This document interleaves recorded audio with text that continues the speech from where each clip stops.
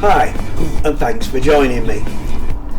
Well, the weather's been terrible as you know, but when I got up this morning it was a bright, almost sunny day.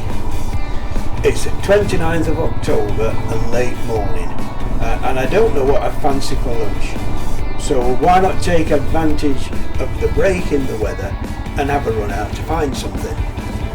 I've really got nowhere in mind as I set off, but decided to head east out into Lincolnshire and just see where the day takes me. There's several nice cafes I know, any one of them will do. Now I normally put a route map up at the beginning because I usually have the route planned out in my head before I set off, but I'm going to leave it till the end this time and then show you where we ended up going. As you can see, I'm on Harold the Himalayan today because I really want to get some miles clocked up. We went up to Eddie's at Tadcaster on Wednesday for his first service, and as we set off for this trip there's about 360 miles on the clock. That's great because it means I can now increase the speed a bit. I've been pretty careful, keeping him around the 40 mile an hour mark so far, but we can up that to around 50 now, which will just make it a bit easier on the A roads. I'm starting today's mystery tour at Hatfield, and we're going to head over in the direction of Bawtry. Now I know I do go that way a lot, but they're just such nice roads.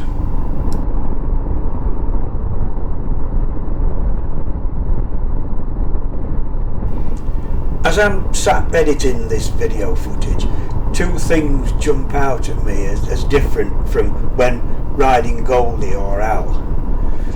The first thing is, there's more of the bike in view.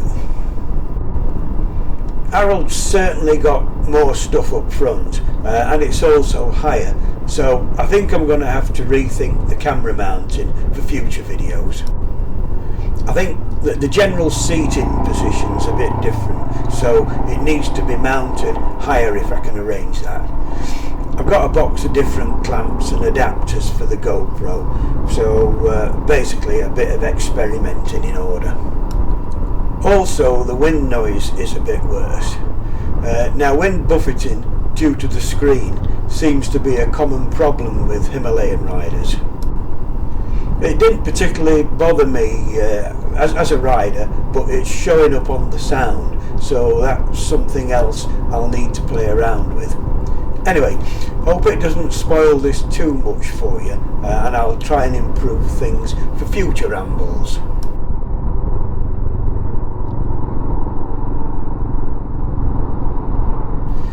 While we're talking about Harold, I thought I might as well give you a little update on how things are going. As I've said, he's just had his first service on Wednesday. I'm really loving this bike. It's a pleasure to ride, even with the running in restriction.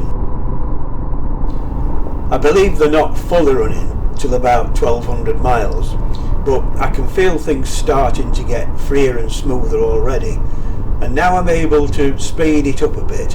I'm starting to see the potential the engine's got, even though it is only 24 brake horsepower. I find it pretty comfortable, and I've done a couple of runs of over 2 hours in the seat without any aches or pains. Suspension's brilliant, and it just seems to soak up the rough and potholed roads we seem to be cultivating here in the UK. I've added some more bits to him since the introduction video, just to make life a bit easier. The obvious one's the sat-nav mount for the TomTom on the left-hand bars. I've actually repositioned it since this was filmed, as it was a bit too high and too close to me, so it's now like this, which is much better. Heated grips were a must, though it hasn't actually been cold enough to use them yet. I went for the Oxford Pro ones, which are a bit more expensive, but I like the idea of the control being built into the left hand grip rather than a separate panel you had to mount. It's already cluttered enough on the bars. They're controlled by a little push button on the inner end of the grip, and there's a little 3-colour LED status light, tells you just what's happening. I wanted a USB socket and found this one on Amazon. It's actually got 2 USBs, a 12 volt cigarette lighter socket, and it's even got a little voltmeter built in. It's supposed to be waterproof, and these little covers just flip off. Now, I wanted all of these accessories to be on a switched circuit, so there's no chance of accidentally leaving something on and running the battery down. I've seen a couple of YouTube videos on using the Innov power hub, so that's what I've fitted. It's a small solid state switch that takes a power feed direct from the battery. When the ignition's switched on, it switches power to 5 fused outputs. There's a short time delay of 10 seconds before it sends the power to the output, so it gives you time to start the engine first. Then once the ignition's switched off, there's a further short delay before it cuts power to them. It's a very compact little unit, and I've mounted it in the document holder box underneath the seat. It's all very neat. So, yeah, basically it's a brilliant bike, and I love riding it. But like everything in life, it's not perfect. The wind buffeting from the screen, that's under investigation at the moment. As I've said, it hasn't particularly bothered me yet from the comfort point of view. But as I'm able to go faster, we'll see. And it is something that many owners talk about, so we'll just see how that develops. The one little niggle I do have is the fogging of the instrument cluster. Again, this is something that many owners complain of, so it is a common fault. After you've been riding a while, the clear plastic of the gauges starts to fog up at the bottom on the inside. It does usually clear itself the longer you ride, but it's annoying for a while. There are several YouTube videos on this as well. Yeah, YouTube really does come in handy at times, and I'll be looking into this later on. It's caused by moisture inside the housing evaporating as the electronics warm up, and it's a case of either removing or preventing any moisture getting in. It's not a major problem, but if it can be cured, then great. Anyway, back to the ride. We've been following the A614 towards Bawtry, and we've been running on the F-trip for about 30 miles now, so it's time to fill up with petrol. There's a garage at Bawtry, so we'll call in there. I'm still getting used to Harold, so I've no idea how far he will go once the F-trip activates. The book says there's 5 litres in the tank at that point, so should be a fair way, but for the moment I'm playing it safe.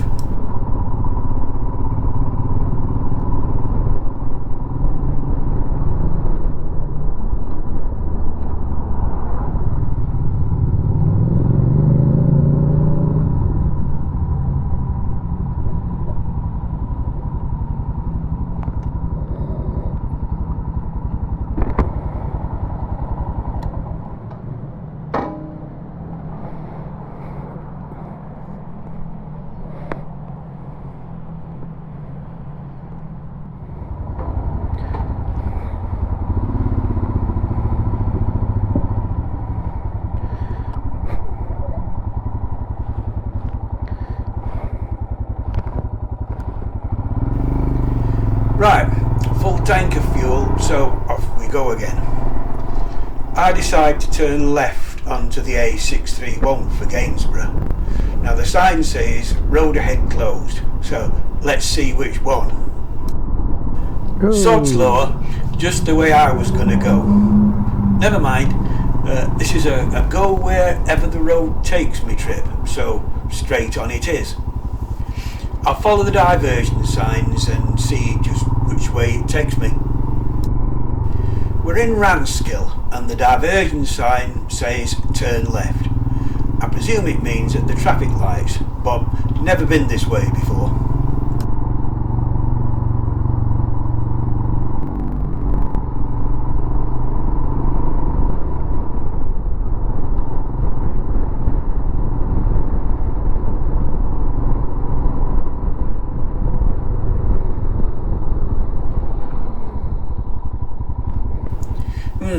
This don't look quite right.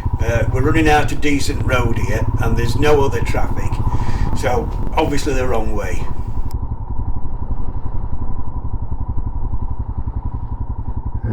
This ain't.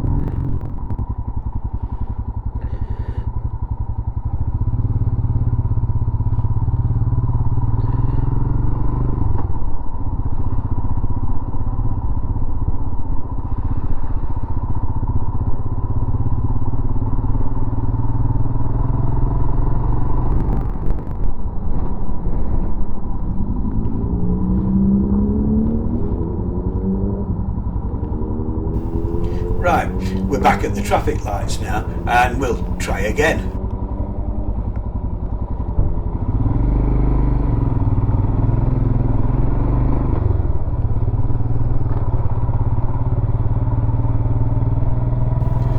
That's better. It says we're heading down towards Battersea and I know that's near the Gainsborough Road.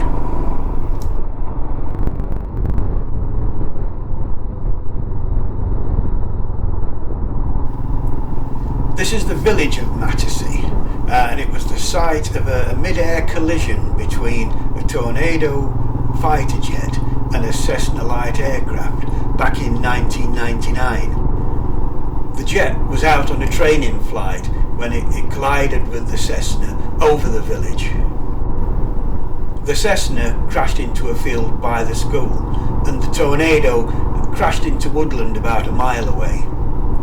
The Tornado pilot and 3 people in the Cessna all died.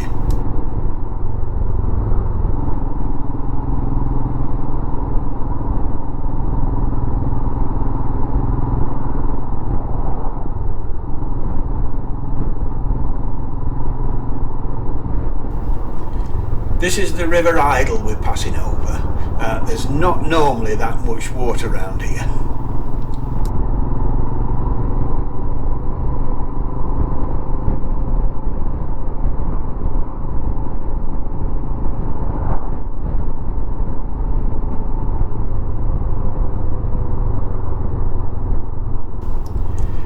We'll carry on following the diversion signs and take the right turn here.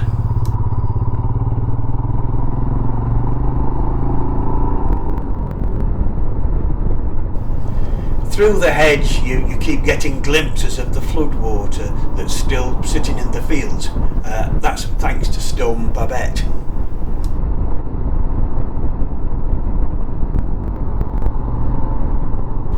This is bringing us into the little village of Drakeholes. Many years ago I came fishing on the canal here and there's a lovely little spot I'll stop off and show you.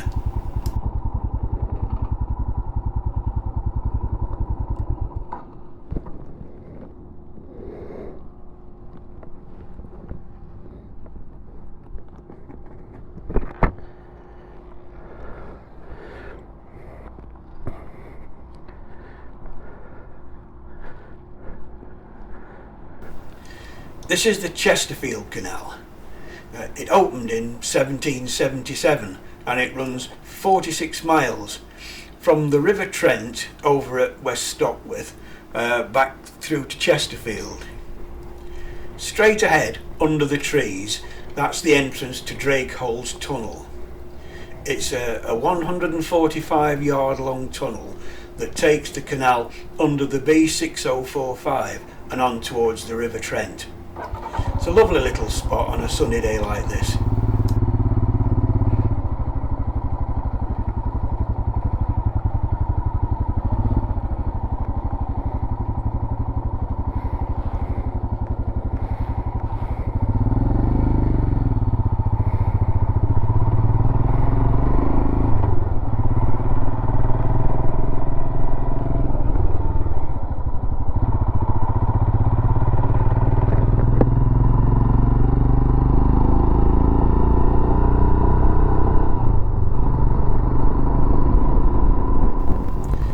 We're back at the A631 now, so that's the diversion over. We'll turn right and head for Gainsborough.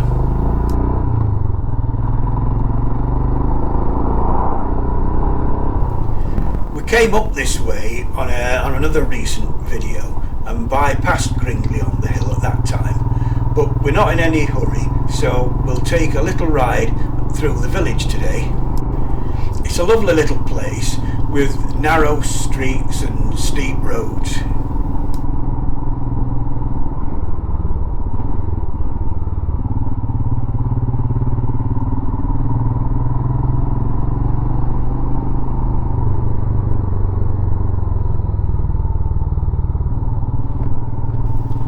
That's the church of St Peter and St Paul on the right there, and it dates from Norman times.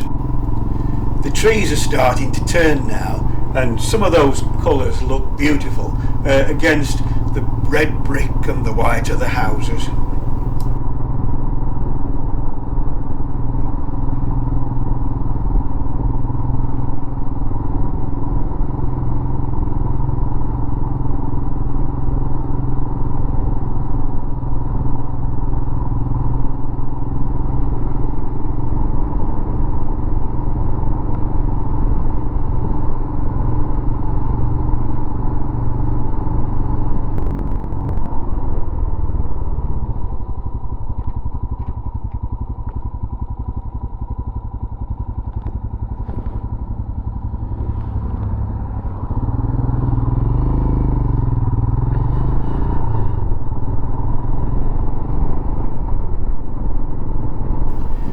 Back to the main road again now.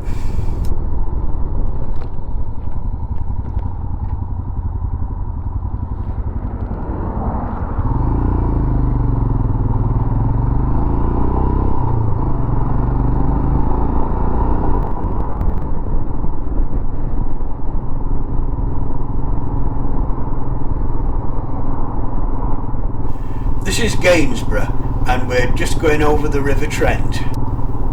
We're going to pass straight through and we'll take the road that heads out towards Market Raisin.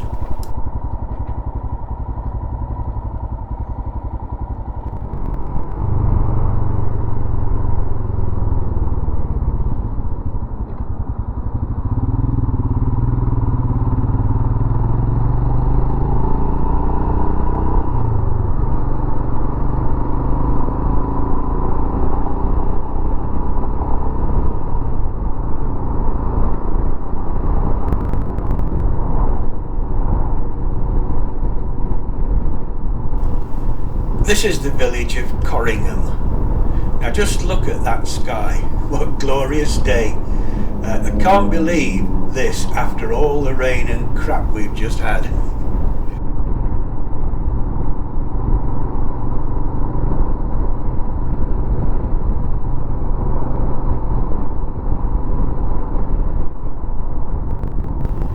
This is the junction with the B1398, and I've got a plan now. We'll go straight across and onto Hemswell Cliff.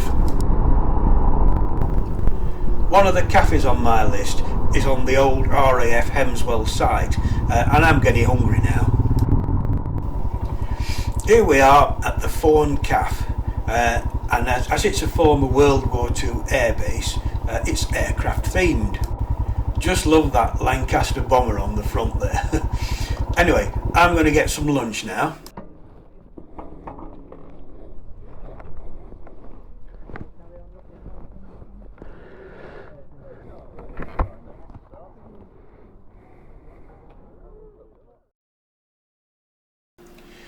Well, this has turned out to be quite a long trip, and I'm going to have to split it into two parts. So for now, I'll leave you here.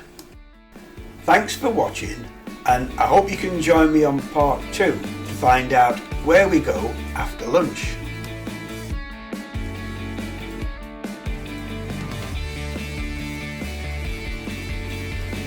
Don't forget to hit the subscribe button if you want to see more of my ramblings, and I hope to catch you on the next one. Cheers for now.